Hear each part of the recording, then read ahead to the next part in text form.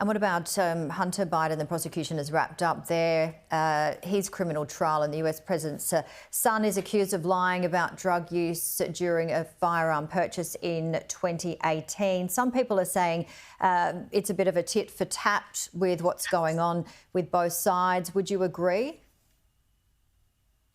Well, I'm sure there were some people on the Trump side that are happy there's another trial going on for the other side. But on the other hand, it is important that this trial go through to see whether Hunter was guilty or not of lying on the federal document, saying that he was not using drugs, when it's possible some witnesses have seen to show an indication that he may have been using drugs at the same time that he actually signed that document to purchase the gun. And certainly it's not President Biden that's involved in this. That's to be made clear. In the case of President Trump, it was he himself who was found guilty of 34 felony counts, whereas in this case, it's Hunter Biden who's up for trial on possible felony count. And he's the son of the president. He's not the president himself. And he's a man, a grown man. So no one can really tie that to President Biden. But I think the Trump side would like to try to do that and see if that will damage Biden's chances of winning a few voters in the middle, in the swing states that could cost him the election. If Trump were to get in, what would this look like, do you think?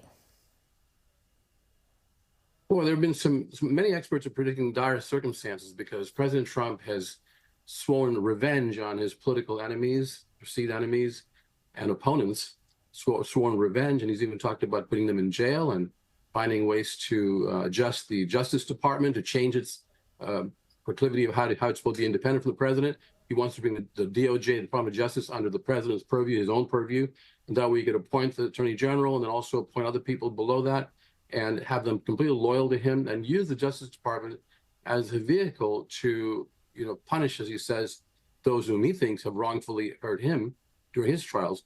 But his trials were gone. The whole rule of law was followed carefully in the process when President Trump went through trial. And I think that his side should accept the results and then work with that. But instead, to say you're going to take revenge against an unspecified number of opponents, or as he calls them, enemies, it's very dangerous. It's the shades of some of the so-called third world countries that have actually had those kinds of actions that are very dangerous for democracy. And people are concerned what would happen when if President Trump gets elected, how he will behave.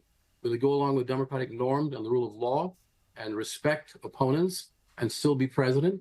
It's dependent on how this sentencing goes on July the 11th and where he will be when he's campaigning and also when he's elected. There's so many unknowns, Janie, and we all can hope and pray for the best, really, and then keep our eye on it. Yeah, we'll certainly know by November. But with these trials, we do hear that sometimes it elevates the popularity of the person running. It actually has with certain President Trump supporters. For example, the low information and what we call low propensity voters who have become his supporters recently, they are very gung-ho now. They're saying this is our hero, he's our martyr, and they're out there saying they're going to vote for him. But that's the group of people that don't vote regularly, and they only voted once or twice, not at all. They're just new voters. On the other hand, the voters that he needs to keep, that Trump needs to keep if he wants to win, are the moderate Republicans or the conservative Republicans who are rule of law, who believe in the rule of law no matter what their ideologies on politics and economics. They believe that democracy must prevail. From conservative to liberal to moderate Republicans who believe in the rule of law, those are the educated, college-educated Republicans whom he has to keep from the suburbs especially, and he's losing them. He's lost them already because many of them voted for Nikki Haley. Even when she wasn't even campaigning, they voted for her. About 20% in those primaries voted for her. He's got to bring them back if he's going to win. And the low propensity voters that are gung-ho about him because of this martyrdom, they may not even show up at the polls. They may not even show up at the polls on election day. Professor Peter Mathews, live from Los Angeles. Enjoy the rest of your afternoon. Thank you so much as always. Thank you. My pleasure.